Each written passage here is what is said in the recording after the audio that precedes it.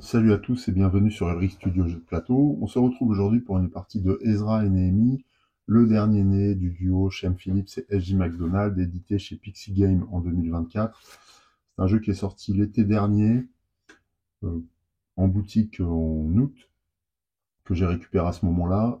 J'avais déballé le matériel, lancé une partie, fait même pas le tiers de la partie et remballé. Je n'avais pas touché au jeu depuis. Entre-temps, récemment, j'ai fait 2 parties. Le jeu m'a bien plu, donc j'ai envie de vous le présenter. D'autant que celui-ci n'a pas fait l'objet de tant de vidéos que ça. Ce que j'ai regardé essentiellement, ce sont les 2 vidéos, je crois, proposées par Passion de Jeux Société, la chaîne de Seb, un Belge hyper sympa, que je vous recommande. La vidéo d'aujourd'hui se sépare en 2 chapitres. D'abord, on va mettre en place la partie, et ensuite, on jouera. Alors, au niveau de la mise en place, on va quand même lire l'introduction du jeu pour s'imprégner de la thématique. Dès sa première année comme roi de Perse, Cyrus le Grand publia un décret écrit à l'intention des exilés israélites vivant sous son autorité. Le Dieu des cieux m'a donné tous les royaumes de la terre et m'a ordonné de lui bâtir une maison à Jérusalem. Tous les membres de son peuple peuvent monter à Jérusalem en Juda pour participer à la construction du temple de l'Éternel, le Dieu d'Israël. Quant à tous ceux qui resteront en quelque lieu où ils vivent, le peuple perse leur fournira de l'argent, de l'or, des marchandises et du bétail, indépendamment des offrandes faites au temple du Dieu à Jérusalem. Donc c'est ce que disait Esdras dans certainement la Torah. Des décennies plus tard, lors de la 20e année du règne d'Artaxerxès, le roi remarqua une certaine tristesse chez son échanson Néhémie. Quand il lui demanda pourquoi il avait l'air si malade, Néhémie répondit: Que vive le roi éternellement! Pourquoi ne serais-je pas triste alors que la ville de mes ancêtres est en ruine et que les portes ont été détruites par le feu? Si tu le veux, et si j'ai trouvé grâce à tes yeux, laisse-moi aller en Juda, dans la ville où sont enterrés mes ancêtres, afin que je la rebâtisse. Néhémie. Le but du jeu est de reconstruire Jérusalem au 8e siècle en répondant à l'appel de 2 prophètes qui sont Zacharie et Agé, qui vont être symbolisés ici, sur le plateau, et qu'on va retrouver sur cette échelle-là, mais on va en parler. Et pour rebâtir cette cité, nous allons principalement agir sur les remparts, dans un premier temps, et sur le temple qu'il va falloir reconstruire.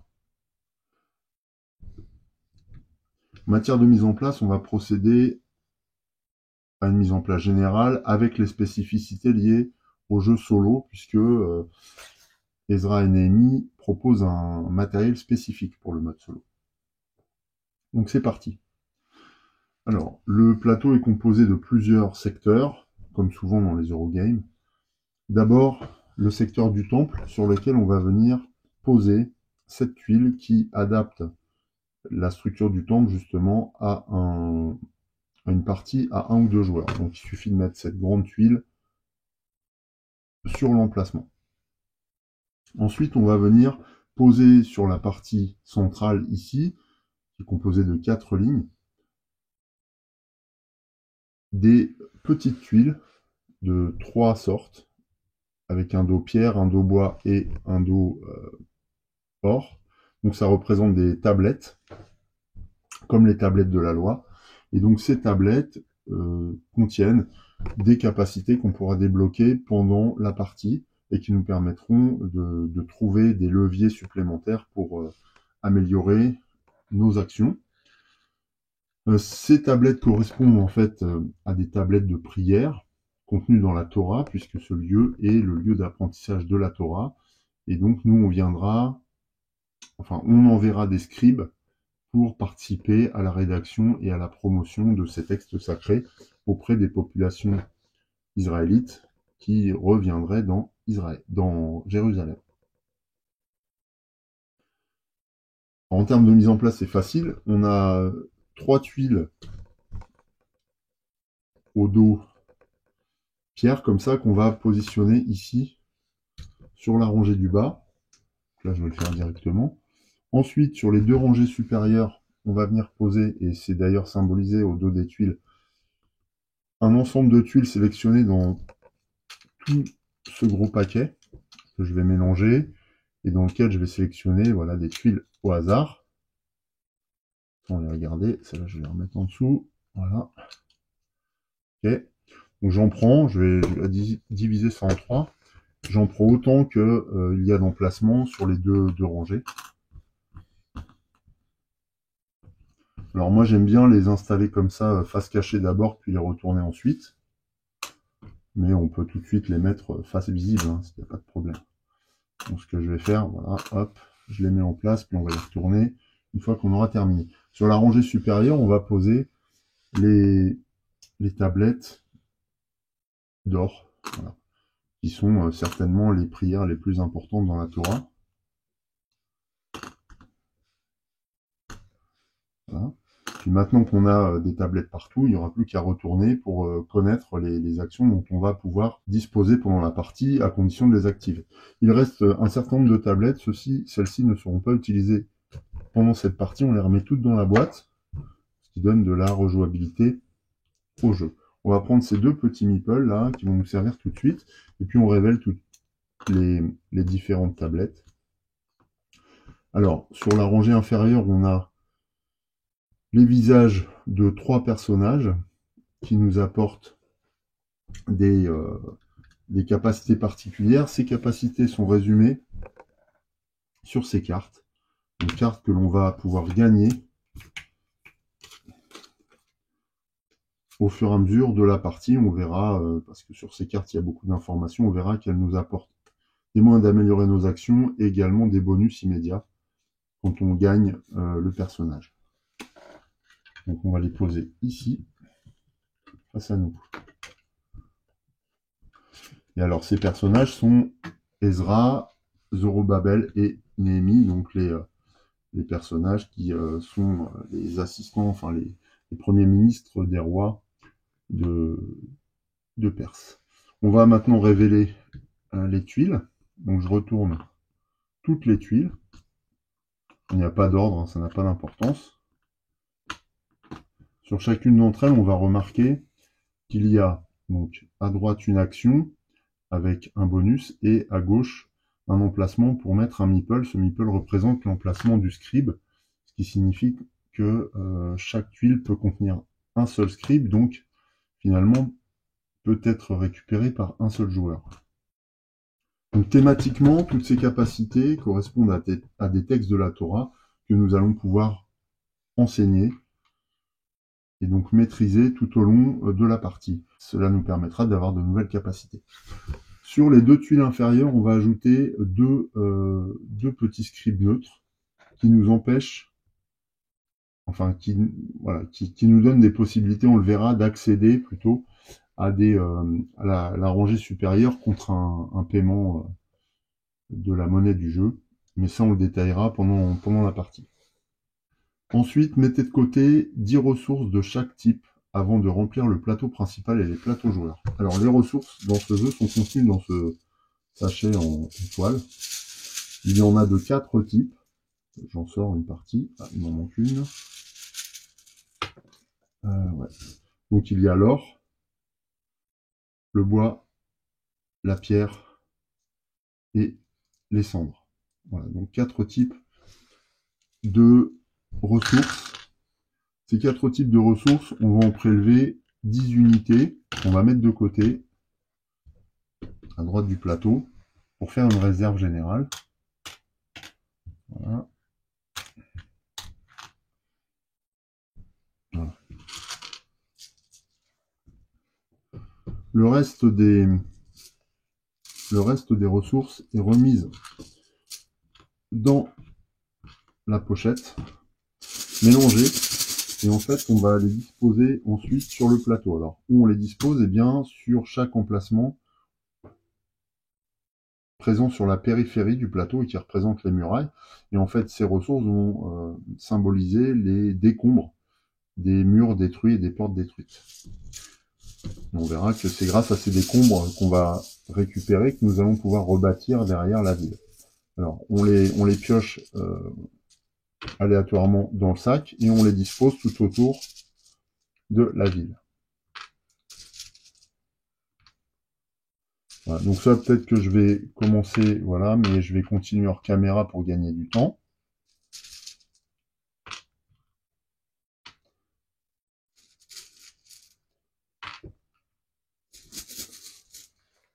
Voilà, j'ai placé les ressources tout autour du plateau, enfin presque, puisque j'ai laissé les murs nord libres. On va voir rapidement pourquoi. C'est en rapport avec l'installation en solo.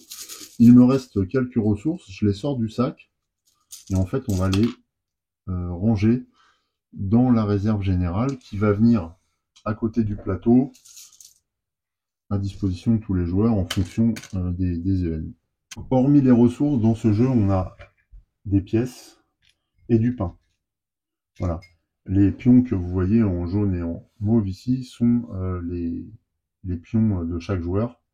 Donc on va y revenir au moment de la mise en place du joueur humain et de l'automa. Sur le plateau principal, qu'est-ce qu'il reste à faire? Alors, il reste une partie. Donc là, on a vu qu'il y avait le centre. Ici, donc la zone des scribes. Et puis en bas, là, il y a une règle avec une zone, une flamme ici, qui correspond, c'est la zone du feu. C'est le bûcher. Et donc ce bûcher va devoir être suivi pendant toute la partie. On a deux cartes de petite taille qui sont double face. Je vais les mélanger sous la table. On va en tirer une au hasard, sur une face au hasard aussi. Voilà. Donc c'est cette face-là. Et donc cette carte nous permet à chaque manche, puisque ce jeu se joue en 3 manches, 3 semaines de travail, composées de 6 jours et le sabbat en fin de semaine, et bien pour chaque manche, on aura des conditions à respecter pour pouvoir gagner des bonus. Voilà, en fonction de la position de notre token sur cette échelle qui nous permet de suivre l'entretien du feu. Voilà pour cette zone. Je pose la carte à l'endroit réservé. La deuxième carte est remise dans la boîte, on ne s'en servira pas. Ici, on voit deux silhouettes qui correspondent à la silhouette de deux prophètes qui sont Zacharie et Agé. Ces deux prophètes ont chacun un petit meeple et on positionne les meeples sur la position, sur le chiffre indiqué sur la carte. Donc Zacharie est sur le 1 pour cette première manche, cette première semaine, et AG va être sur le 11. Le but pour les joueurs étant de faire en sorte que notre curseur soit au minimum entre les deux prophètes, sinon au-delà. Un ou deux joueurs, placer les cartes porte de la garde et porte de l'Orient sur l'emplacement. Alors en effet on a des cartes porte, voilà, ici, donc porte de la garde et porte de l'Orient, que l'on va positionner tout de suite sur leur emplacement pour les transformer en emplacement neutre, puisqu'on voit que du coup les portes sont reconstruites à ces endroits-là. Ça, c'est une spécificité d'une partie à un ou deux joueurs. Donc il y a deux portes. Il y a d'autres portes à reconstruire dans la partie. Porte des poissons, porte de la vallée, porte du fumier et porte des eaux. Chacune des portes a une carte que l'on pourra récupérer au moment de reconstruire cette zone. En attendant, on va mettre ces cartes en jeu à côté du plateau.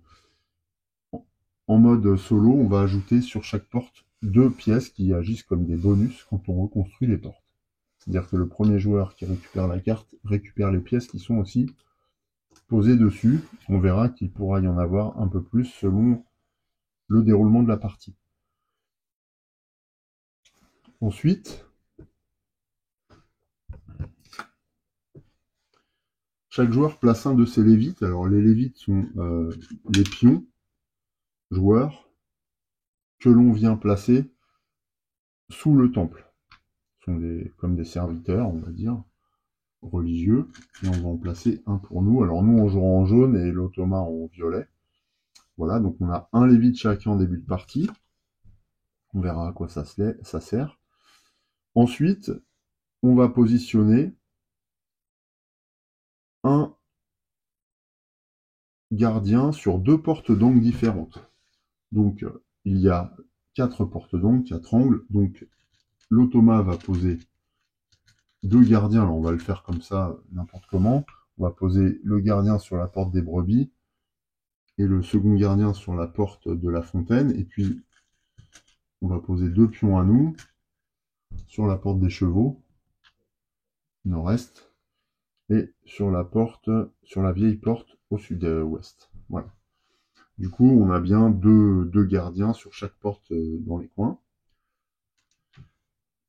Voilà pour le plateau central. On est presque bon. Qu'est-ce qu'il nous reste? Ah ouais, il nous reste 2 éléments joueurs, du coup. On va positionner notre flamme sur l'échelle de suivi du feu.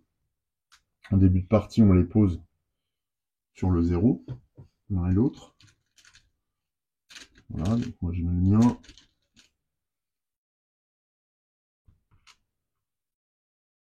Et le second. Ensuite, il nous reste à poser notre tente. Là, on est en dehors de la ville et on essaye de construire des colonies tout autour. Et donc, on vient symboliser cette action par des tentes, voilà, qui correspondent à la couleur des joueurs.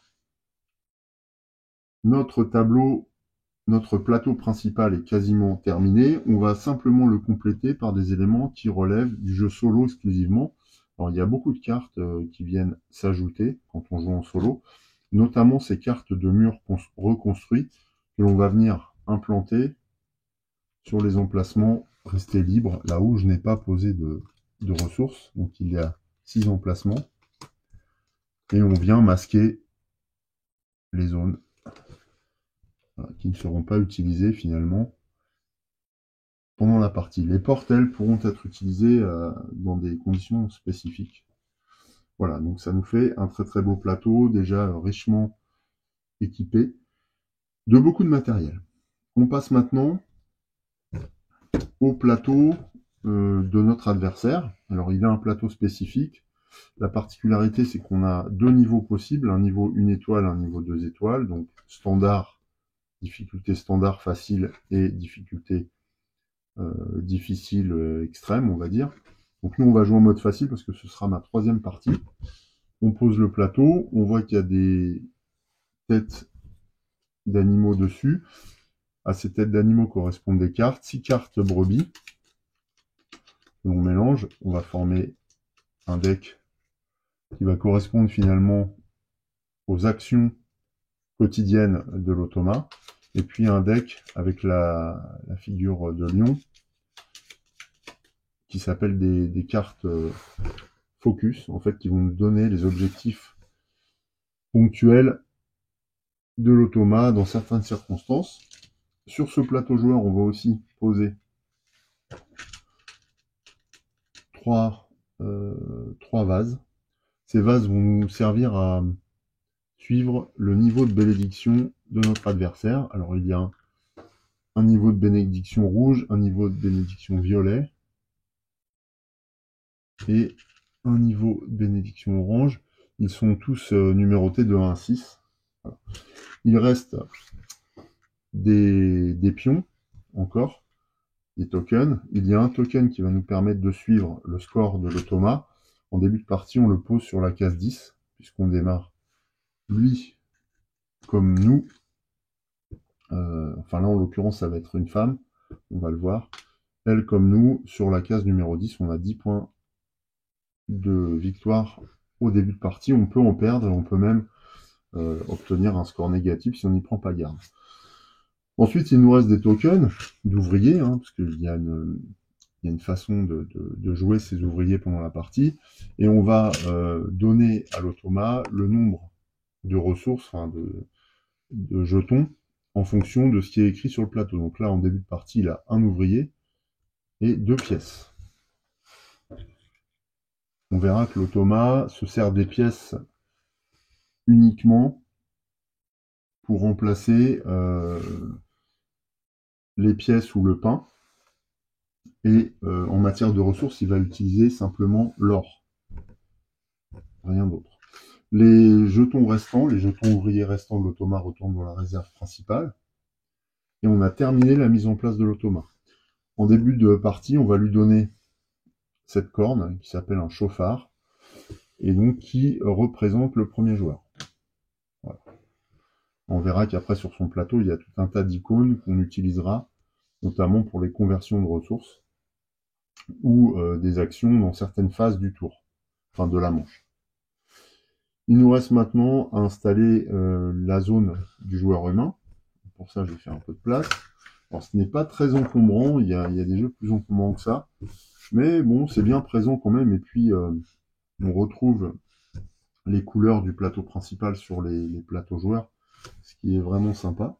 Ah oui, j'oubliais, pour l'automa, il y a aussi une aide de jeu, qui nous servira lors des différentes phases de jeu. Je vais le mettre à côté.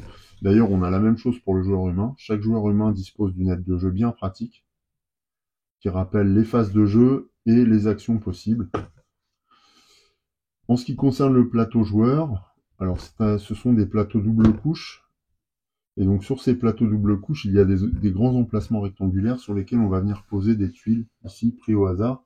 Ce sont des tuiles de capacité, d'action. Ce sont des actions auxiliaires.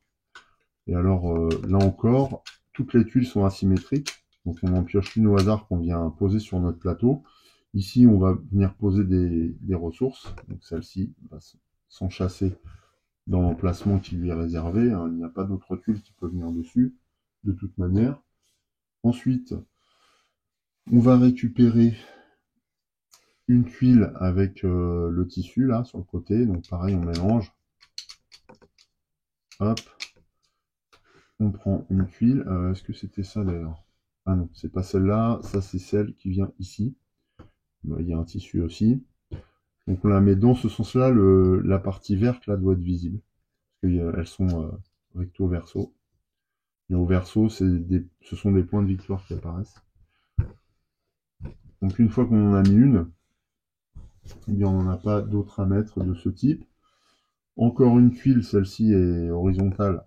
On mélange sans trop regarder ce qu'elle propose au dos.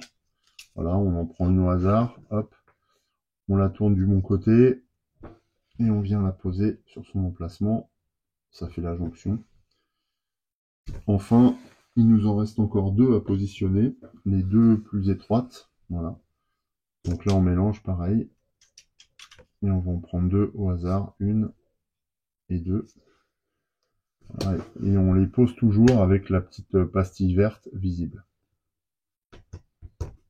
Voilà, donc on verra à quoi correspondent ces tuiles. En général, elles correspondent à des actions auxiliaires qu'on va pouvoir réaliser à chaque tour, si on le souhaite. Ce sont des choix optionnels.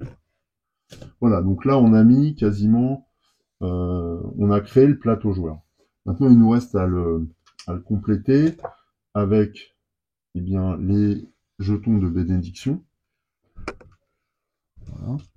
Comme pour l'automa, sauf que nous, on a des emplacements qui sont bien repérés grâce au plateau double couche, qui évite que ces tokens ne bougent. Donc au début, on commence sur 0.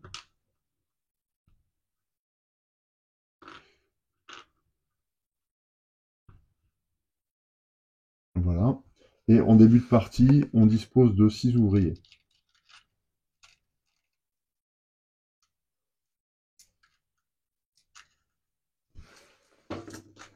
Les autres sont mis dans la réserve, on pourra les gagner en cours de partie. Enfin, derniers éléments communs à l'automa et aux joueurs sont les cartes mûres que l'on va pouvoir reconstruire pendant la partie et qui vont venir du coup être positionnées une fois qu'on aura dégagé les décombres aux emplacements où on aura reconstruit. Alors on va voir comment, c'est assez facile mais la thématique est bien présente. Et donc ces cartes mûres sont aux couleurs des joueurs. On les mélange. Donc ça, c'est le tas pour l'automa. Et ça, c'est le deck pour le joueur. Je crois qu'il y en a 11 ou 16, je ne sais plus trop. Donc c'est une dizaine. Voilà, pour le joueur. Et l'automa. On a le même matériel. C'est vraiment comme le joueur humain. Enfin, pour le joueur humain, on va avoir un deck de personnages. Alors là, elles ont toutes le même dos parce que notre personnage, voilà, est cette jeune femme, c'est une bergère. Et donc au verso, on a d'autres personnages auxquels on va faire appel pour effectuer des actions. On va voir comment durant la partie. Donc toutes les cartes sont différentes. Par contre, chaque joueur dispose du même deck. Et donc on forme une pioche au départ.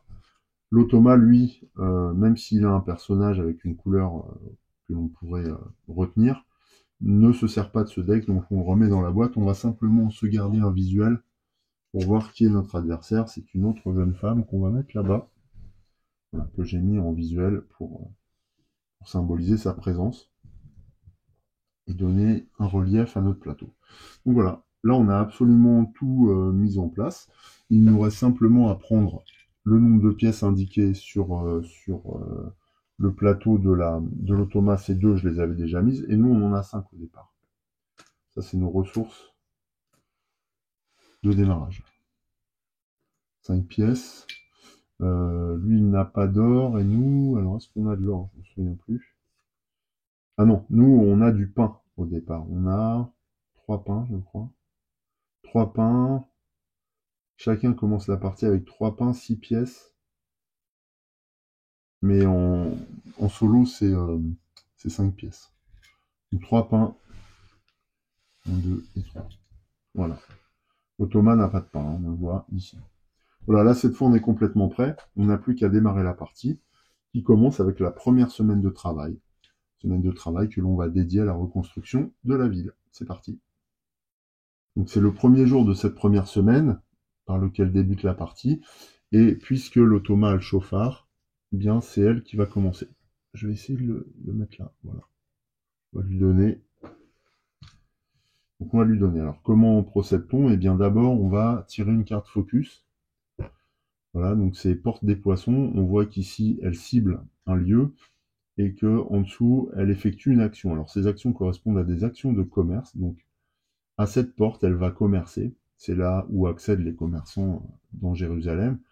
Donc pour pouvoir faire du commerce à cet endroit, il faut qu'elle paye le gardien potentiel par une pièce. Donc là, vu que les portes ne sont pas construites, en théorie, elle devrait poser une pièce sur l'une des portes. Là, c'est la porte poisson. Donc la porte des poissons est là. Donc si elle jouait, elle viendrait poser une pièce dessus. Et puis quand on ramasse la carte, on ramasse les pièces. Pourtant, elle ne va pas le faire simplement parce que il faudrait qu'elle paye le gardien, mais qu'elle puisse payer l'action. Cette action, c'est de recruter un ouvrier qui lui coûte 2 pièces. Or, en début de partie, elle n'a que 2 pièces. Ce qui signifie qu'elle ne fait pas cette action de commerce. Donc quand c'est le cas, eh bien, on pose la carte, et à ce moment-là, l'automa va plutôt réaliser une action dans le désert environnant. Donc on va simplement avancer sa tente d'une case, et elle gagne, comme le joueur humain, les bonus indiqués. Donc là, elle va gagner une bénédiction rouge, donc ce qui lui permet d'avancer de 1. Voilà pour sa carte focus. Ensuite, on tire une carte d'action, et dessus, on a toute une iconographie qui nous permet de savoir ce que fait l'automa, qu'on va appeler Sarah. Voilà, j'aime beaucoup ce prénom, donc on va l'appeler Sarah. Et donc Sarah essaye, si elle a les conditions réunies, d'envoyer un scribe pour apprendre la Torah. Mais pour ça, elle doit avoir 2 ouvriers disponibles et 2 cubes d'or. Or, elle n'a qu'un ouvrier et pas de cube d'or, donc il n'y a aucune condition réunie, donc elle ne peut pas faire cette action. On regarde si elle peut effectuer les actions de haut en bas, et elle va faire celle la plus haute possible. La deuxième action là qu'elle pourrait effectuer, c'est ce symbole-là qui correspond à déblayer puis construire un mur. Mais pour ça, il lui faut au moins, pour payer les travaux, 2 cubes d'or. Elle n'en a toujours pas. Donc, on descend encore et elle va faire cette action, c'est-à-dire récupérer un cube d'or et avancer de 1 sur l'autel du feu sacré. Donc je pose cette action, elle récupère un cube d'or et avance de 1 sur l'autel du feu sacré. Donc on déplace simplement son jeton sur le 1. Comme les joueurs humains, elle gagne les bonus qui sont indiqués sur le cran où on vient poser le jeton. Donc là, en l'occurrence, elle gagne un pain. Mais l'automa, quand elle gagne du pain, en fait, elle gagne à la place une pièce, ce qui simplifie la gestion de notre adversaire virtuel. Donc on lui donne une pièce, ce qui met fin à son tour. Donc là, elle a bien réalisé toutes ses actions. Ah non, oui, on a pris l'or, c'est bon. Donc voilà, ça c'est la fin des actions pour le premier jour de la semaine de la première manche pour l'automa. Donc c'est très facile, tout est défini par les cartes en fait. Maintenant c'est à nous. Alors, en début de partie, j'avais oublié de le faire, en début de partie on tire 4 cartes qui vont correspondre à notre main de cartes. 1, 2, 3, 4. Et ces 4 cartes nous donnent la possibilité de sélectionner à chaque tour un personnage qui va lui-même agir pour notre compte. Donc par exemple, alors moi j'aime bien jouer avec la bijoutière en début de partie. Je fais tomber une bénédiction. J'aime bien jouer aussi avec le maçon. Voilà. Sinon on a l'érudit ou la guetteuse. Alors il faut voir que sur ces cartes on a des bannières. Ces bannières nous donnent des points d'action et les points d'action servent, quand on les dépense, à financer des actions selon nos besoins. On va voir combien coûtent les actions et quelle action on peut faire. Je vais sélectionner dans un premier temps la bijoutière ou le maçon peut-être. Le maçon, si je construis des murs... Alors, la bijoutière... Alors c'est un jeu où il faut quand même essayer de faire des combinaisons, d'obtenir des enchaînements de bonus. En début de partie, c'est pas évident parce qu'on n'a rien mis en place, on n'a pas mis de logique, on n'a pas d'objectif. Mais en fonction de la manière dont on obtient les cartes, en fonction des ressources disponibles, on peut imaginer comboter un maximum. Alors là, en filmant, je suis pas sûr d'y arriver. Les 2 parties que j'ai faites contre l'automa niveau facile, j'ai gagné. Maintenant, on va voir si là je gagne et si je réussis à filmer une partie sans faire trop d'erreurs aussi, parce qu'il y a quand même pas mal de petites règles à appliquer. Je vais jouer le maçon dans un premier temps. Pourquoi je vais jouer le maçon? Parce que ça va me permettre de disposer de 3 bannières grises. Disposer de 3 bannières grises me permettrait de financer des actions de type construction. En effet, tout ce qui est construction, on le voit, coûte des bannières grises. On le voit sur les cases de mur.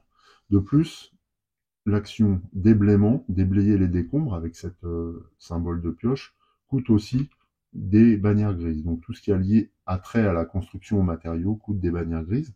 Donc là, pour déblayer, par exemple, si je veux déblayer un cube de cendre, ça me coûte une bannière grise. Un cube de bois ou de pierre, 2 bannières grises. Un cube d'or, 3 bannières grises. Donc si je veux venir ici, je vais dépenser 3 plus 2 plus 1, donc 6 bannières grises. Si je joue mon maçon, ici, je vais avoir 3 bannières grises disponibles. Ça ne suffit pas. Donc ça, on va dire que c'est mon action. Enfin, ma carte d'action. Alors je vais voir que en bas, j'ai aussi une action possible de commerce, un petit peu comme on a vu dans l'automa. Cette action auxiliaire est optionnelle. Elle vient avec d'autres actions auxiliaires que l'on peut retrouver sur le plateau. Par exemple ici, si on vient placer un négociant ou un ancien, eh bien, on peut obtenir les bonus qui sont sur la droite en venant poser un ouvrier disponible dans notre réserve sur les emplacements. Et on peut aussi retourner une tuile sur notre plateau joueur pour bénéficier des bonus qui sont au dos et renforcer les actions qu'elle propose, puisque ce sont des zones où on va effectuer des actions auxiliaires ou en fin de semaine, on le verra. Donc pour améliorer ça, eh bien, il faut dépenser le nombre de ressources indiquées en haut à gauche de chaque tuile. C'est un jeu où il y a énormément de possibilités. Les actions sont assez faciles euh, en résumé, mais il y a quand même beaucoup de combinaisons possibles pour le joueur. Donc voilà. Donc là, bon, j'ai mon maçon. Alors est-ce que je vais réellement jouer Louis ou alors est-ce que je vais aller chercher plutôt à faire rentrer un de mes scribes dans le lieu d'apprentissage de la Torah pour récupérer par exemple un des trois commanditaires des travaux, ça pourrait être bien.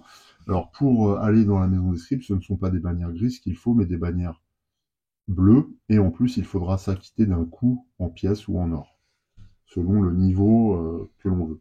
Il y a aussi une petite mécanique qui concerne le positionnement sur les tuiles, mais ça, c'est encore autre chose. Alors, on a la possibilité de le faire avec l'érudit, par exemple. Avec l'érudit, je peux avoir deux bannières bleues, si je le mets en jeu, et je peux aussi, en effectuant une action auxiliaire et en faisant appel à un ancien, récupérer deux bannières bleues ici. On va le faire, tiens. Donc là, plutôt que jouer le maçon, je vais jouer l'érudit. On va faire ça. Alors, je joue l'érudit. Donc, je le pose sur le plateau. Je suis obligé de poser mon érudit sur un des trois secteurs où euh, il n'y a pas deux cartes maximum. Dès qu'il y a deux cartes, je ne peux plus jouer l'emplacement. Donc, je joue mon érudit. Je peux, à cette occasion, aller commercer au niveau de la porte de la vallée, mais si je fais ça, c'est une action auxiliaire. Je ne peux plus effectuer d'action sur mes tuiles. Donc, je ne vais pas le faire. Comme action auxiliaire, je vais plutôt faire appel à un de mes anciens. Donc, je vais envoyer un de mes ouvriers, demander aux anciens de m'aider pour l'érudition. Ce qui me rapporte, quand je pose cet ouvrier en face de cette case, je gagne deux bannières bleues supplémentaires ainsi qu'une pièce. Donc la pièce, je la récupère, je la mets dans ma réserve. Et là, donc j'ai deux bannières plus les deux bannières de l'érudit, donc quatre bannières disponibles ce tour. C'est pas énorme, mais ça va me suffire à envoyer un scribe dans la maison de la sagesse, je crois que ça s'appelle, pour apprendre la Torah. Donc j'envoie un de mes scribes, et là je le pose où je veux. Je peux également le poser n'importe où, y compris je suis en train de voir qu'il y a une tuile à l'envers, y compris sur une tuile où se trouve un ouvrier neutre. L'effet sera simplement que l'ouvrier neutre va être poussé en avant et qu'on va devoir payer une pièce. Là, en l'occurrence, est-ce que je fais ça? En fait, j'ai envie de faire deux choses. J'ai envie de récupérer Néhémie et Esdras. Néhémie me permettra de récupérer la carte là-bas, et on va voir que l'intérêt, c'est d'avoir cette bannière plus un bonus, alors que Ezra, lui, me permet de récupérer une bannière bleue et ce bonus.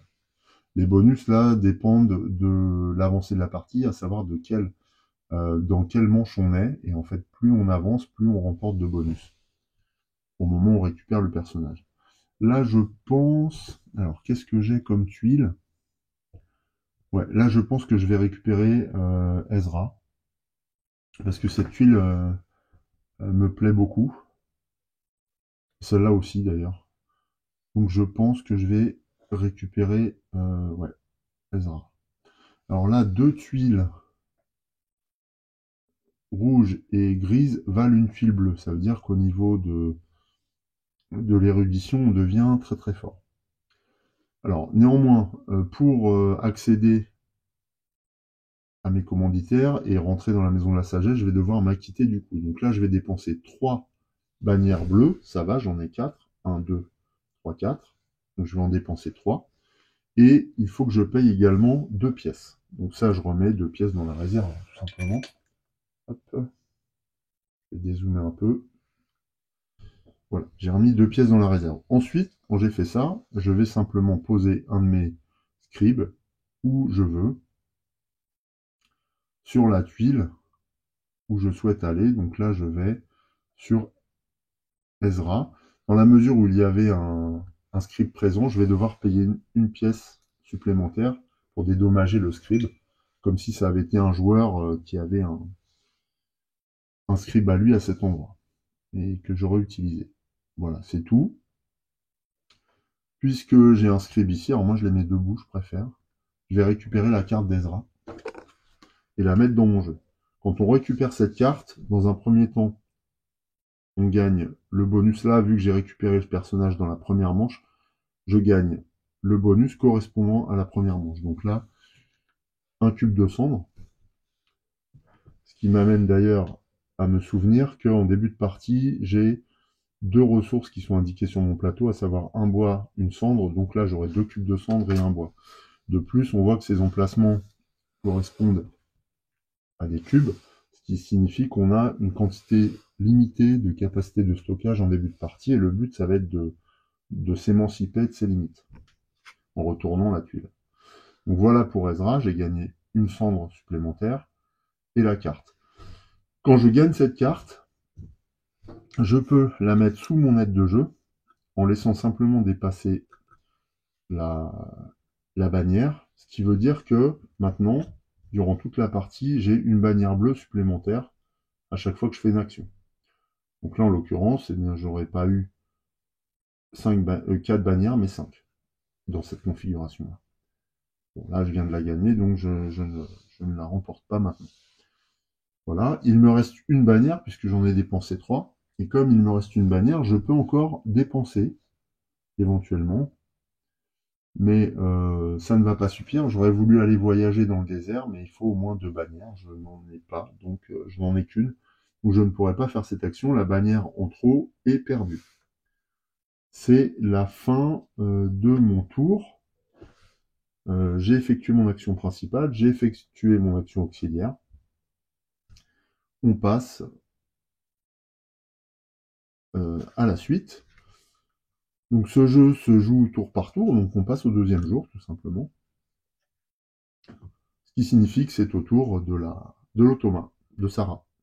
Alors c'est au tour de Sarah, mais juste avant j'oubliais, le joueur doit reconstituer sa main et doit toujours avoir 4 cartes en main pour pouvoir choisir et prévoir ses actions.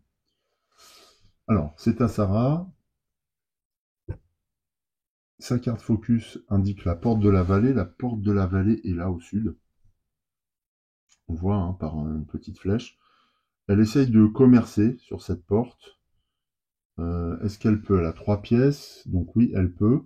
Donc elle va payer le gardien de cette porte. Alors, elle n'est pas construite, donc on pose la pièce sur la carte correspondante, voilà, porte de la vallée. Et elle va dépenser une pièce pour récupérer un cube d'or. Voilà. Et là, elle aura fait son action de commerce.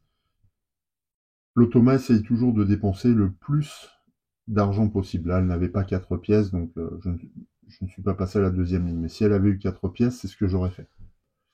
Voilà pour la carte focus. Ensuite, on passe à l'action. Cette fois, elle va regarder si elle a 2 ouvriers et 2 cubes or. Donc elle a bien 2 cubes or, mais elle n'a qu'un ouvrier disponible. Donc elle ne peut pas faire la première action qui est une action de temple. Elle regarde ensuite si elle a 2 cubes or. Oui, elle a 2 cubes or. Donc elle va essayer de déblayer et de reconstruire un mur. Pour déblayer et reconstruire, on va regarder où elle effectue les travaux.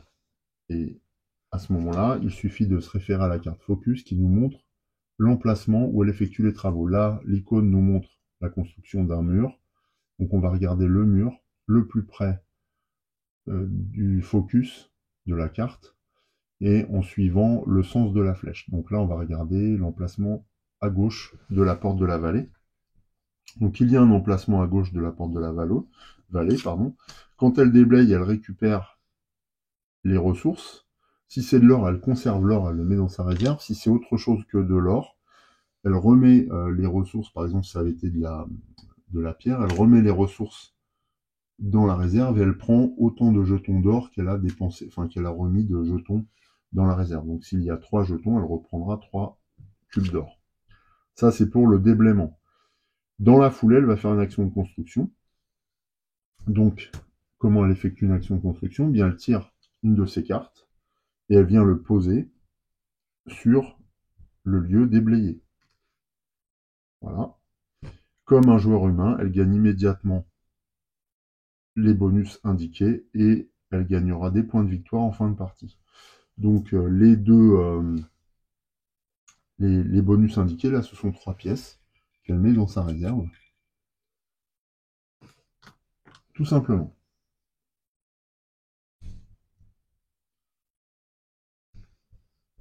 Donc elle a fini son deuxième jour, c'est à nous. Bien, alors entre deux prises de vue, j'ai regardé un petit peu ce que je pouvais faire. Là, je vais essayer d'aller plutôt... j'ai envie encore de récupérer enfin de connaître la Torah. Donc ce que je vais faire, c'est que je vais faire appel à la guetteuse. La guetteuse a du gris, enfin des bannières grises et des bannières bleues, que je vais mettre aux côtés de l'érudit, ce qui, pour cette action, signifie que je vais disposer de 3 bannières bleues. Les bannières qui sont ici ne sont plus disponibles parce que l'ancien est reparti dans son village et donc il n'est plus présent. Ces bannières sont juste valables à l'instant où je m'en suis servi dans le tour où j'ai fait l'action auxiliaire. Donc là, est-ce que je fais une action auxiliaire d'une façon ou d'une autre? Est-ce que je revends des matériaux pour gagner de l'argent ou est-ce que je paye le gardien? Ah non, c'est forcément cette conversion que je peux faire. En fait, on va pouvoir effectuer l'action de commerce qui correspond à la carte jouée dans ce tour. Pas le commerce d'avant, c'était une erreur. À ce tour, j'ai 3 bannières bleues plus une, 4. 4 me donne le droit d'aller éventuellement récupérer Néhémie. Alors, est-ce que c'est intéressant de faire ça? Ce qui aurait été idéal, c'est que j'ai 5 bannières bleues, en fait, pour récupérer cette possibilité d'action. Mais là, je n'ai pas ce qu'il faut. Et je n'ai pas de possibilité de le faire. Bon, je vais quand même récupérer Néhémie, ça évitera que mon adversaire la prenne. Donc, c'est ce que je vais faire, du coup. Donc, je dépense 3 bannières, 2 pièces, pour renvoyer encore un de mes scribes. J'en ai toujours en réserve. Ici, alors, j'ai le choix quand je viens... Non, enfin là, j'ai pas le choix. Je peux le poser sur Néhémie ou Zorobabel. Là, je vais le poser sur Néhémie. Comme j'oblige un des scribes de changer de quartier, lui, il va toujours le plus à l'extérieur possible. Je dois repayer une pièce, ce qui commence un peu à me démunir en pièces. Voilà, par contre, je récupère la carte de Néhémie. Elle me donne une bannière grise supplémentaire, ainsi que, puisqu'on est toujours dans la première semaine, une unité de pierre que je mets dans ma réserve. Ça, c'était pour mon action principale. Il me reste quand même une action auxiliaire à faire. Alors en action auxiliaire, je peux envoyer un de mes ouvriers quelque part. Est-ce que je fais ça? Ouais, je vais envoyer un de mes ouvriers auprès d'un négociant et il va négocier une ressource au choix, alors sauf de l'or et du pain. Donc je vais prendre une pierre et du pain. Pourquoi je vais faire ça? Parce que j'ai déjà un bois et une pierre. Or là, j'aimerais bien venir déblayer la porte du fumier pour récupérer l'or, ou alors le mur ici pour récupérer l'or. Pourquoi? Parce que l'or est assez rare dans les décombres. Donc je fais cette action, je récupère une unité de pierre. Alors, mon stock est quasiment plein, attention à ce paramètre, ainsi qu'un pain. Alors à quoi sert le pain dans la partie? Eh bien à nourrir les ouvriers au moment du sabbat. Donc il faut avoir assez de pain pour nourrir tout le monde. Et en fait, on a un pain à donner à chaque ouvrier à la fin de chaque semaine. Si on ne le fait pas, on perd des points de victoire. Donc attention à cet aspect-là. Les seuls ouvriers qu'on ne nourrit pas sont les Lévites, qui vivent dans le temple, donc qui vivent des offrandes. Il me reste simplement à reconstituer ma main. Donc, je pioche, hop, et là je récupère le charpentier avec des bannières rouges et grises. C'est la fin du deuxième jour. On va passer au troisième jour, mais avant ça, je vais faire une petite interruption pour pouvoir recharger mon micro et mon téléphone pour filmer. Voilà, à tout de suite. C'est le 3e jour de la première semaine. Donc c'est au tour de Sarah.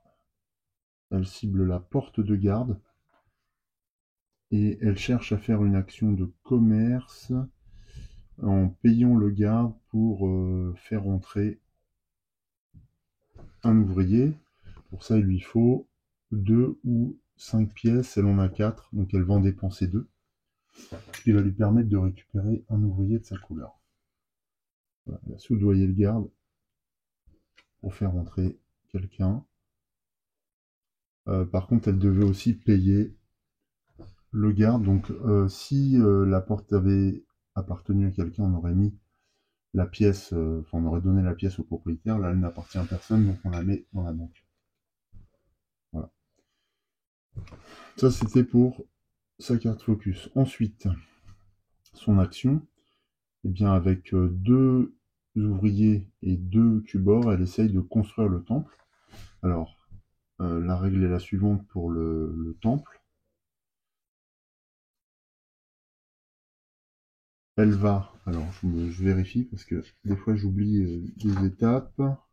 Lors de la construction du temple, votre adversaire doit payer si possible 2 cubes or pour placer un lévite. Donc c'est ce qu'il fait. Il va payer 2 cubes or pour placer un lévite, qu'il prend dans sa réserve. Donc c'est son 2e lévite. Alors lui, il ne paye pas le coût en pain, par contre, il empoche le bonus, donc il reprend un cube or, puisqu'il convertit toujours les matériaux en or.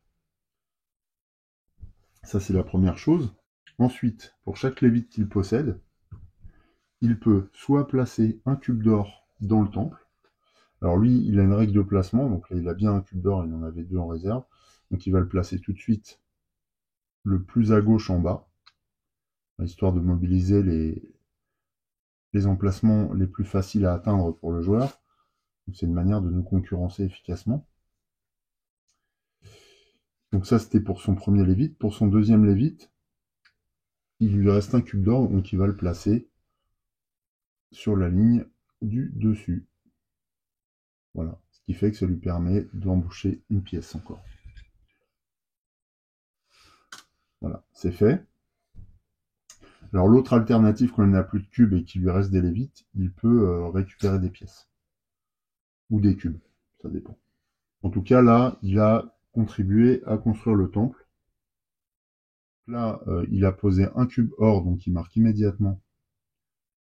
Enfin, elle marque immédiatement 2 points. On voit, hein, un cube or égale 2 points. Et elle a posé un 2e cube d'or, donc elle remarque 2 points. Donc elle a pris 4 points de victoire ce tour-ci. Voilà. Ensuite, c'est bien, son action est terminée. C'est à nous. Alors, nous, on a sur le board, on a du gris, du rouge, du bleu, majoritairement du bleu. Sachant que oui, on a en plus ces 2 bannières-là disponibles. Alors en gris, là, on en a 3, plus 2 éventuellement, donc 5. Si on joue le maçon, on peut se retrouver avec beaucoup plus de bannières. Donc 5 et 3, 8. Avec 8 bannières, est-ce qu'on pourrait construire un mur en ayant déblayé, sachant qu'on a quand même des matériaux ici? Alors oui, parce que par exemple, on pourrait venir construire ce mur-là. Enfin, c'est une porte d'ailleurs. Donc construire cette porte nous coûterait 3... Alors, où est-ce que c'est pour déblayer? Voilà.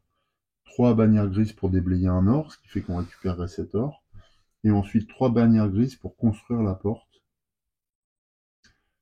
en dépensant en plus les ressources notées ici. Ces ressources, on les a déjà.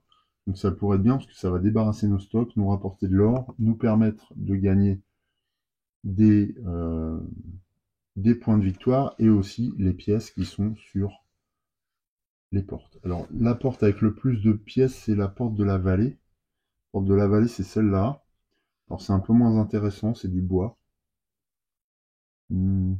Est-ce que je récupère la porte de la vallée? Non, je vais récupérer la porte du fumier, parce que l'or c'est vraiment rare, et pour construire le temple, c'est ce qu'il nous faut pour gagner le plus de points possible. Donc j'y vais comme ça. Donc c'est le maçon qui arrive aux côtés de la guetteuse et de l'érudit. Je peux échanger une pierre contre 2 pièces. Je ne vais pas le faire, j'ai besoin de mes pierres.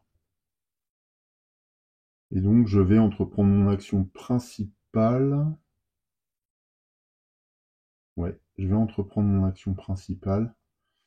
Alors je peux faire mon action auxiliaire avant ou après, ça n'a pas d'importance. Je ne vais pas faire d'action de commerce, donc je me tournerai peut-être vers la zone des négociants et anciens. Pour l'instant, j'ai en tout 3 et 2, 5 et une bannière, donc 6 bannières grises. L'action de construction se passe de la manière suivante. Je peux interagir avec une seule zone de porte ou de mur. Mais dans ce cas-là, tant que je peux payer en bannière, je peux effectuer autant d'actions, d'effets que je le souhaite. Donc je peux déblayer dans le même tour et reconstruire directement. Donc c'est ce que je vais faire. Avec 6, j'ai assez.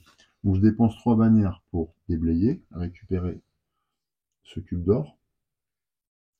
Et je dépense 3 bannières pour reconstruire, mais ça nécessite les ressources que j'avais mises de côté, savoir 1 de bois et 2 de pierre. Je vais récupérer la carte de porte correspondante, sachant qu'elle n'a pas été construite, donc c'est la porte du fumier. Puisqu'il y a des pièces dessus, je prends la porte du fumier et je vais poser cette carte sur l'emplacement. Le bonus de construction de cette porte nécessite la mise en place d'un gardien. Donc, par contre, les 2 pièges les gagnent. Je dois dépenser un de mes ouvriers sur la porte, qu'il la garde, et à partir de ce moment-là, je gagne le bonus. Là, en l'occurrence, ce bonus me permet d'avancer de 1 dans le désert, et donc d'installer ma tente. Puisque j'ai franchi ce bonus, je récupère une bénédiction rouge. Voilà. Oui, c'est beaucoup mieux. Les bonus que vous voyez en haut de la carte correspondent à des situations de connexion, c'est-à-dire qu'on viendra construire les murs qui sont adjacents à la porte, on pourra gagner, que ce soit l'automa ou moi, les bonus en haut de la carte. Le 4e jour se lève sur Jérusalem, et donc cette fois, Sarah va accéder à la ville par la porte des brebis. La porte des brebis est au nord-ouest, ici. Elle a son gardien là-bas déjà. Elle peut faire une action de commerce en dépensant une pièce. Elle a une pièce, sinon 4, mais elle n'en a que 2, donc elle va en dépenser une pour obtenir une bénédiction rouge. Elle avance encore de 1 ici. Voilà pour sa carte focus. Sa carte action maintenant.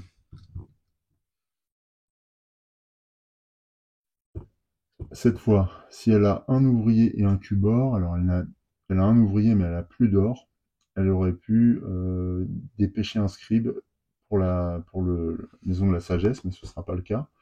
Par contre, si elle a 2 cube-or, elle doit perdre 2 cube-or pour récupérer un ouvrier et avancer de 2 sur l'échelle de l'autel pour entretenir le feu, mais elle n'a pas d'or. Donc, eh bien, elle va gagner un ouvrier et un cube-or, simplement. Un cube-or et un ouvrier. C'était le 4e jour pour elle. C'est à nous. Alors nous, on a nos 3 emplacements occupés. Donc désormais, on va poser les nouveaux personnages, les villageois qui vont venir nous assister, sur ceux qui sont déjà passés nous voir.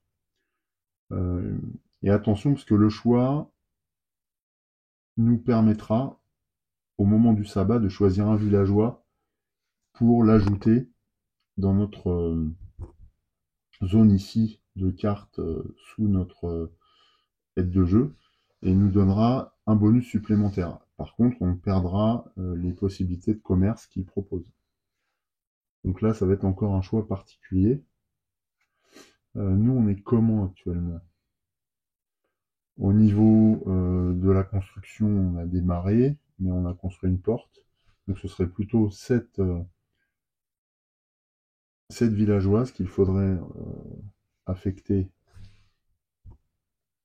aux côtés d'Esdras et de Néhémie. Par contre, on perdrait la possibilité de convertir des matériaux en argent. C'est pas très grave. Donc je pense que c'est ça, c'est ce qu'on fera. Là, la question est de savoir ce qu'on fait. On est en retard sur la construction du temple. Et on a de l'or, donc on va peut-être essayer de construire le temple quand même. Pour construire le temple, eh bien, il nous faut des bannières rouges.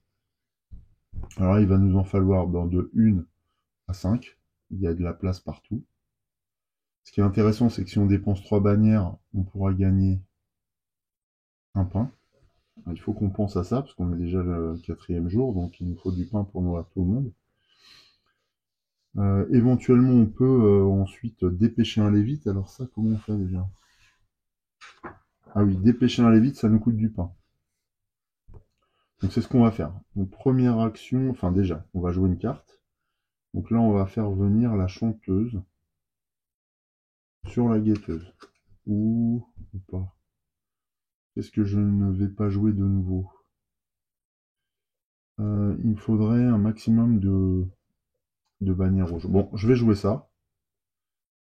Je joue la chanteuse à la place de la guetteuse, enfin sur la guetteuse. Elle va me rapporter 3 bannières. Si je dépense un cube or, je peux gagner 3 pièces, mais je ne vais pas le faire. Par contre, je vais effectuer une action. Ah oui, si j'effectue une action, j'ai plus d'ouvriers. Donc je vais pas effectuer d'action auxiliaire maintenant. Non, non, parce que je préfère envoyer un lévite en fait. Donc pour ça, je vais laisser tomber l'action auxiliaire. Par contre, j'ai le droit d'envoyer un lévite dans le temple à tout moment. Donc j'envoie ce lévite, mais ça me coûte 2 pains. Je dépense. Comme j'ai envoyé ce lévite en 2e position, il me rapporte un cube de cendre que je mets dans ma réserve. En contrepartie, mes lévites me permettent d'agir dans le temple, comme pour le Thomas. Donc là, j'ai 2 lévites, je peux faire 2 actions. Première action, c'est mon premier lévite. Je vais dépenser 3 bannières rouges. Là, j'en ai 3 et 1, 4. Je vais dépenser 3 bannières rouges pour construire dans le temple. Donc je dépense 3 bannières rouges avec mon premier lévite, parce que c'est eux qui agissent, hein, donc c'est pour ça qu'on les mobilise, pour poser un cube or dans le temple. Du coup, je gagne 2 points de victoire. Et puis, comme j'ai posé ce cube sur la 3e ligne, je gagne un pain. Voilà. Il me reste une bannière rouge et un lévite. Si je jouais pas lévite, on pourrait considérer qu'il me reste 2 bannières rouges, si je ne fais rien dans le temple. Mais là, en l'occurrence, qu'est-ce que je vais faire? Est-ce qu'il faut que je joue un lévite pour venir alimenter le feu? Bah oui. Je vais demander au lévite d'aller faire une offrande à l'autel. Et donc pour ça, mon 2e lévite agit. Il récupère un cube de cendre, le jette dans le feu. Et on voit que ça me coûte une bannière rouge. Pour ça, il m'en restait une, c'est bien. Un cube de cendre me rapporte un niveau de flamme. Ce qui veut dire que j'avance ici de 1.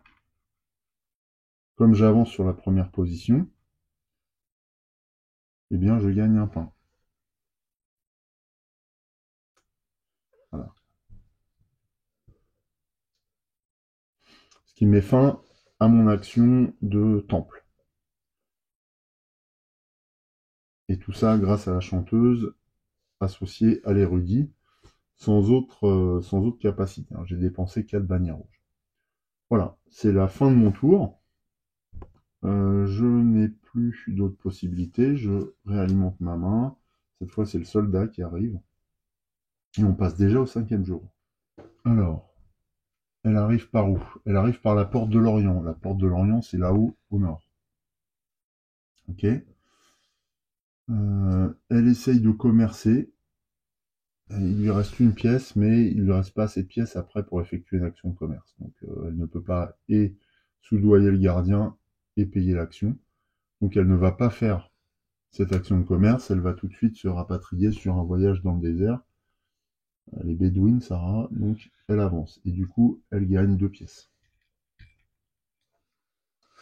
Voilà, qui est fait. Mon 5e jour va être marqué par une action particulière. Il lui faut un ouvrier et 2 cubors pour construire une porte, enfin déblayer et construire une porte. Elle n'a qu'un seul cubord. Il lui faut 2 cubors pour essayer de déblayer et construire un mur. Elle n'a pas assez d'or. Donc elle va chercher à recruter un de ses ouvriers et récupérer de l'or. Ça, elle va réussir à le faire sans problème. Voilà. Et voilà, ce qui signifie que la prochaine fois qu'elle va engager une action, elle pourra la réaliser parce qu'elle a, elle a tout là, en fait. Elle a toutes les ressources qui lui sont nécessaires. Son tour est terminé, il lui reste qu'une carte ici pour le 6e jour, c'est bon. C'est à nous. Alors moi, ce qui saute aux yeux, c'est que je n'ai plus de lévite, enfin je n'ai plus d'ouvrier. Donc la question est de savoir comment je peux en récupérer.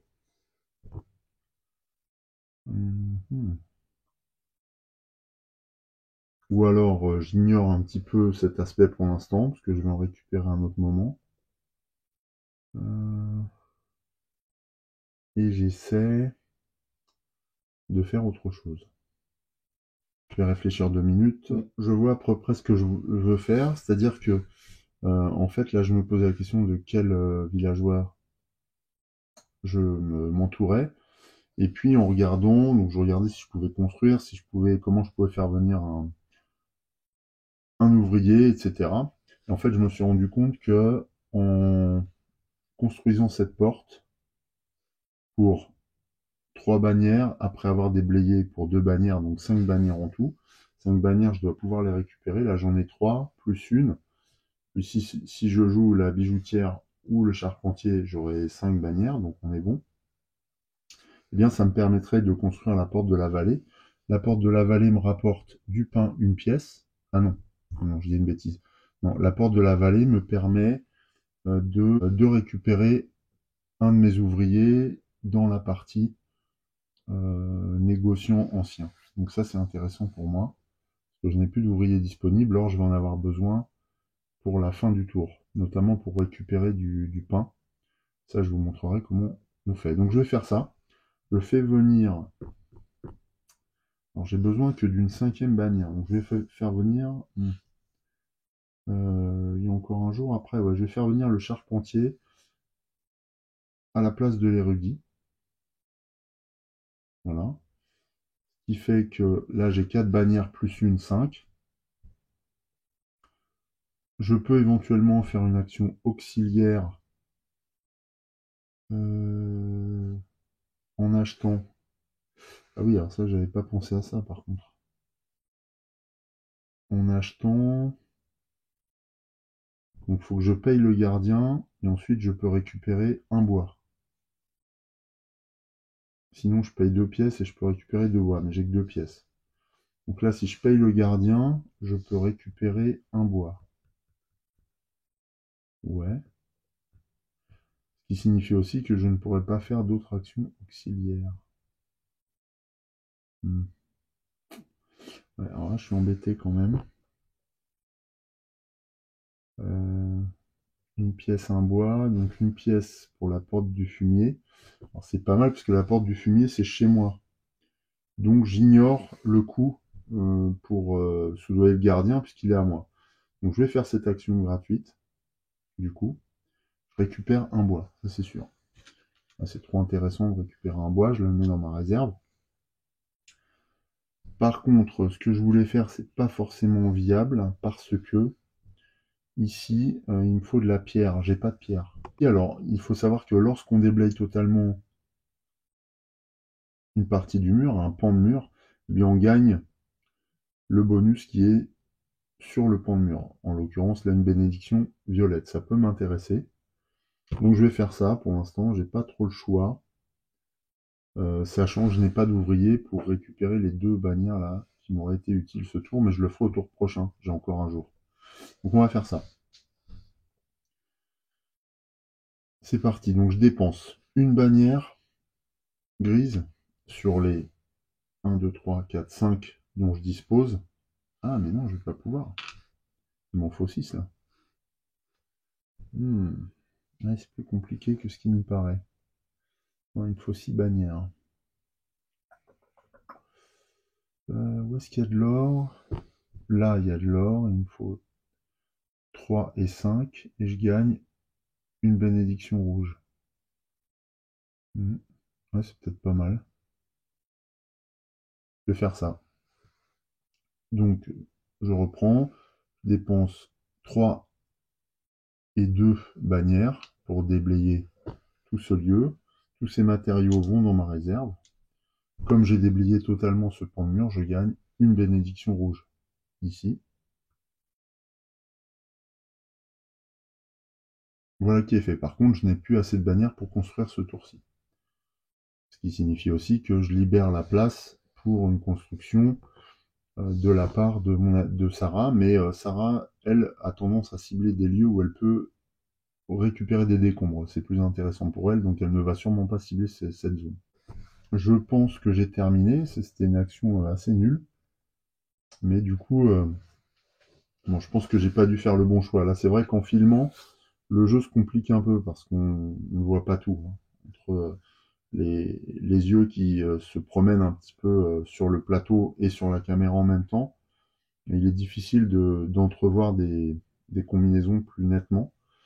Donc bon, tant pis, hein, ce sera comme ce sera. En attendant, je reconstitue ma main parce que j'ai terminé mon tour. Et là, c'est l'enseignant avec 3 bannières bleues qui arrive dans ma main et qui sera disponible pour le 6e jour. 6e jour, elle arrive par la porte des eaux, donc à l'est cette fois. Elle va essayer de soudoyer le gardien. Oui, la porte des eaux n'est pas construite, donc elle peut, pour une pièce. Et elle essaye de faire une action d'alimentation du feu par l'hôtel pour une pièce. Elle a 3 pièces en tout. Donc elle est obligée de faire l'action de plus petite portée. Donc elle dépense déjà 1 pour la porte des eaux. Voilà, pour le gardien. Et elle dépense 1 pour alimenter le feu. Hop. Qui lui permet d'avancer de 1. Alors elle a bien fait parce que derrière elle a le bonus qui lui rembourse le coût de l'action dans le temple. Ça c'était pour son action de commerce. Maintenant elle fait son action de journée.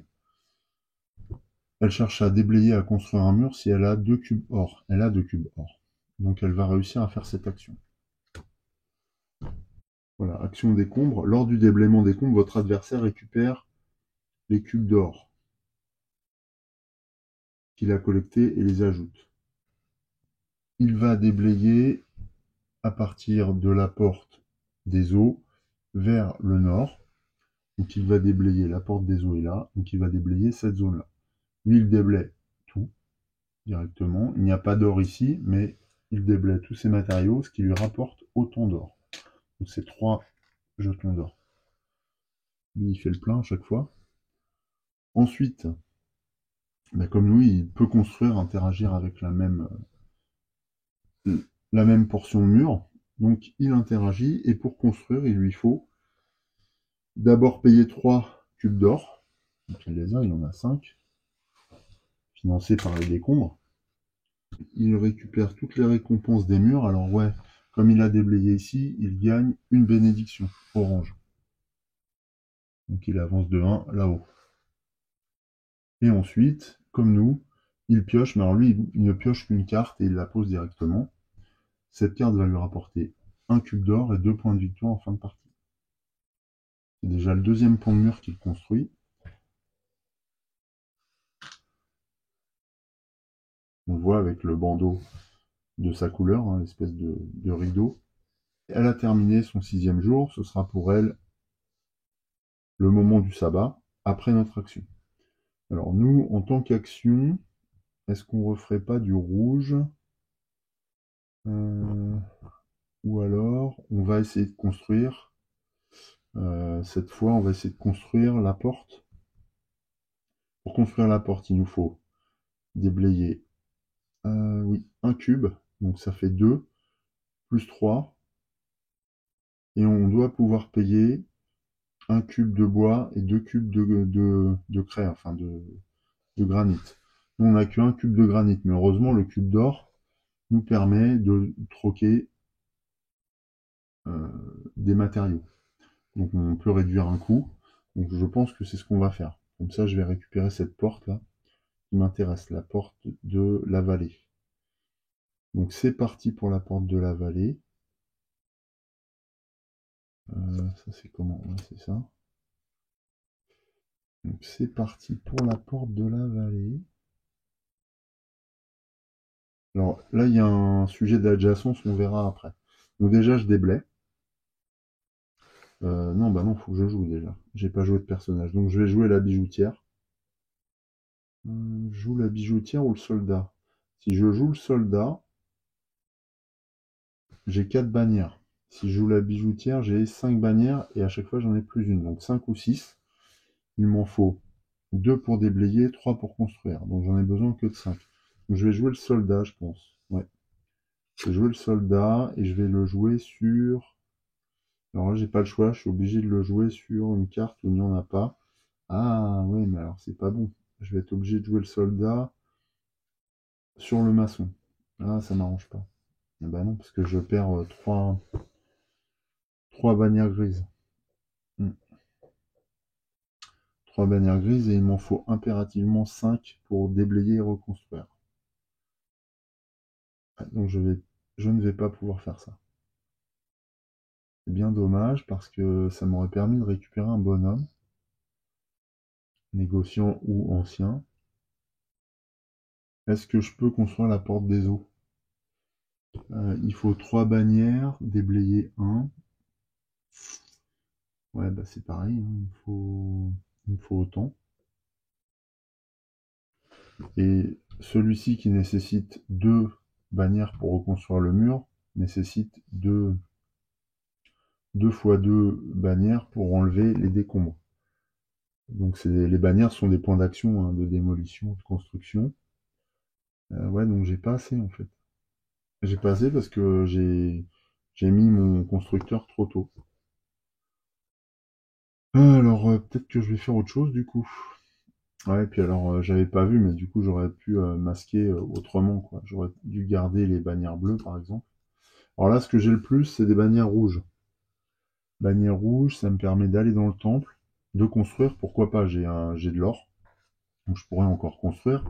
Je pourrais construire en haut, ce qui me permettrait de faire avancer ma tente dans le désert, de gagner des pièces, ou, si je dépense 5, de récupérer un ouvrier. Ça peut être bien, hein. C'est un peu ça qui me manque en fait. Donc, je pense que je vais faire ça, je vais essayer de dépenser 5. Donc du coup, je vais jouer le musicien, que je pose forcément sur le maçon. Alors lui, il essaye de faire une action de commerce porte des eaux pour gagner, dépenser 3 pièces plus une, parce que la porte des eaux, elle n'est pas à moi. Donc 4 pièces pour gagner 4 pains, mais j'ai pas les moyens, j'ai que 2 pièces. Donc pour le moment, je ne vais pas faire cette action, on verra après si je peux la faire. Et là, je vais utiliser les bannières rouges. Donc 1, 2, 3, 4, 5, 6, 7. J'ai 7 bannières rouges. Grâce à ces 7 bannières rouges, je vais essayer de construire. Donc j'en dépense 5 plus un cube d'or pour construire le temple, sachant que j'ai 2 lévites, hein, donc là je fais une action avec mon premier lévite, qui va faire cette construction dans le temple. Je dépense 5 bannières, il m'en reste 2. Du coup, je récupère un ouvrier. Voilà. J'ai un deuxième lévite, donc avec les bannières rouges restantes, 5, il m'en reste 2. Je peux faire 2 actions d'hôtel. Mais sauf que j'ai qu'un lévite. À moins que je paye 3 et que je fasse rentrer un nouveau lévite, mais non, je peux pas. L'autre possibilité que j'ai, c'est d'envoyer mon ouvrier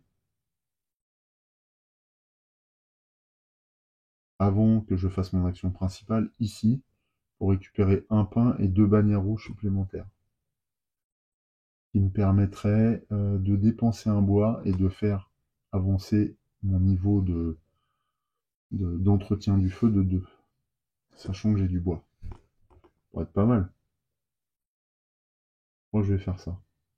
Donc, je vais utiliser lui pour... Comment je l'ai gagné, lui, déjà? Ah oui, je l'ai gagné en faisant arriver, en construisant le temple. Donc, il me reste plus que 3 bannières rouges. Je peux faire mon action auxiliaire.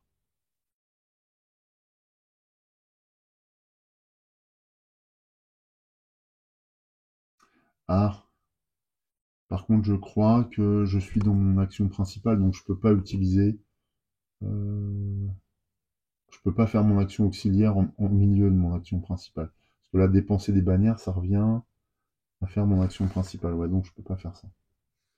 Donc bah, je continue mon action de base alors. Donc avec mon deuxième lévite, je vais dépenser un cube de cendre et une bannière. Voilà, ben, j'avais pas enlevé ce cube de cendre là, il est consumé. Donc là j'en dépense un autre pour faire avancer de 1 mon niveau de, de prière devant l'autel. Ce qui me rapporte également une pièce. Voilà. Du coup je n'ai pas fait mon action auxiliaire. Est-ce que ça va changer quelque chose? Qu'est-ce que je peux faire en action auxiliaire? Oui, je peux envoyer un de mes personnages. Je peux envoyer un de mes persos chercher des pièces ou du pain, ou alors je peux le garder. Je vais le garder. Vous allez voir pourquoi lors du sabbat. Voilà, là je m'arrête là. C'est la fin de mon action. J'espère ne rien avoir oublié. Je peux défausser les ressources que j'ai utilisées pour faire repartir le feu, pour entretenir le feu. Et donc c'est la fin de mon 6e jour. Je peux réalimenter ma main. J'ai 4 cartes pour le tour suivant. Nous avons tous les deux effectué notre 6e jour. Donc on va passer à une nouvelle étape de jeu, qui est le jour de Shabbat. Et avant d'entamer ça, on va se préparer au Shabbat. Donc pour ça, on va pouvoir utiliser les fermiers et les manœuvres et résoudre le jugement du prophète. Alors, pour utiliser les fermiers et les manœuvres, j'ai un petit trou. Eh bien, on peut déjà utiliser... Le joueur doit résoudre cette phase simultanément avec tous les autres joueurs. Chacun peut utiliser des fermiers et des manœuvres et doit résoudre le jugement des prophètes. Alors, fermier et manœuvre, si un joueur a encore des ouvriers dans sa réserve, moi j'en ai un ici, eh bien je peux l'envoyer travailler, fermier ou manœuvre. Donc moi il va faire le fermier. Donc je le pose ici et du coup il me rapporte les bonus de cette tuile. Donc 2 pains et une pièce. Ça me fait 4 pièces et 2 pains. Voilà. Ensuite, on va se soumettre au jugement des prophètes. Alors les prophètes sont toujours... comment ils s'appellent Agé et... c'est pas Isaac, c'est Zacharie. Zacharie et Agé. Et donc, ils doivent être sur les positions 1 et 11. Donc nous, on est sur la position 3. Notre adversaire aussi, Sarah également. Donc là, on remplit les conditions.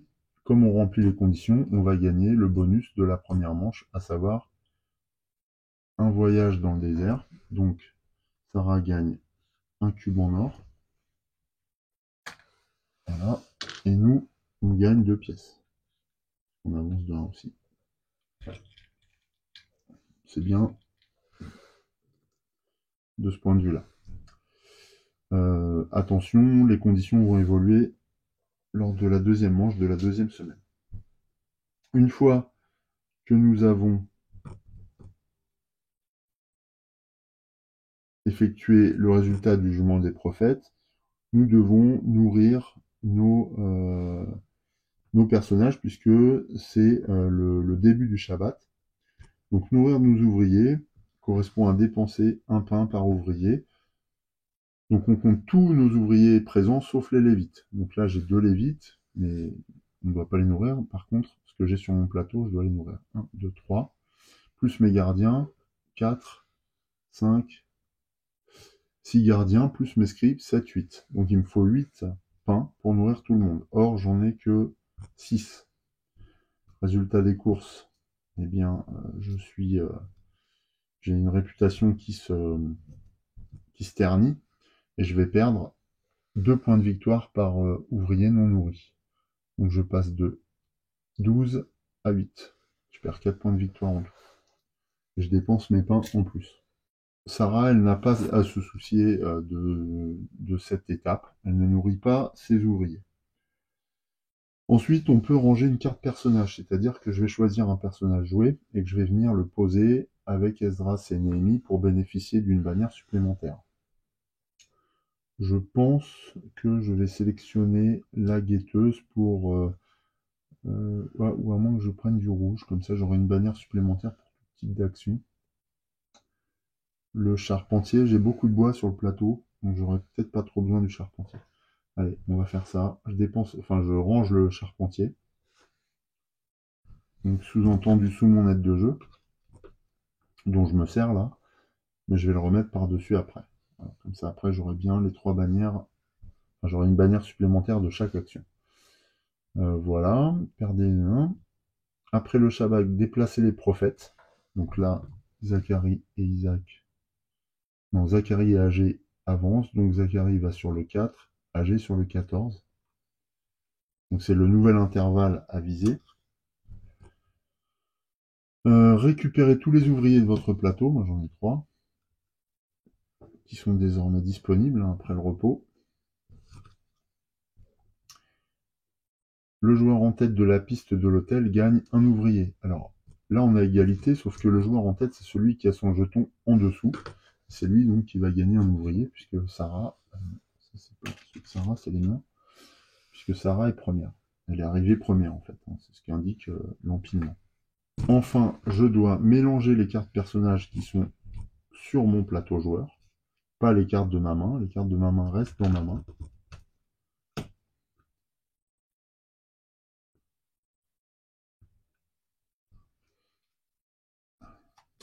Donc, je vais me constituer une nouvelle pioche, mais en même temps, un petit peu diminuée, puisque mon charpentier a rejoint Ezra et Néhémie. Une fois que j'ai fait ça, eh bien, je dois simplement récupérer le chauffard, puisque je vais devenir le premier joueur pour cette manche-là.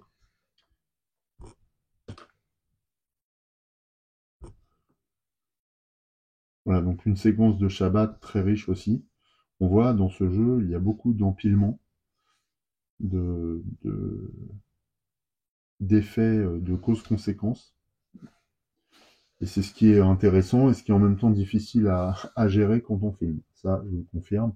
Et d'ailleurs, je pense que ça va se voir dans mon score parce que là, j'ai l'impression de ne pas du tout avancer par rapport à ce que j'ai fait dans les 2 parties précédentes où ça me paraissait quand même plus simple. Alors après, le tirage des cartes peut jouer, l'ordre des actions de Sarah aussi, mais voilà, c'est à la marge. Alors d'ailleurs, à propos de Sarah, il faut que je remélange ces cartes d'action. Alors elle en a toujours 6, donc on mélange les 6. Elle tire exactement les mêmes. 6 cartes, 6 jours. En revanche, ces cartes focus, elles, sont remélangées avec un tas plus conséquent, puisqu'elle en a 11 en tout. On ne sait pas où elle va frapper.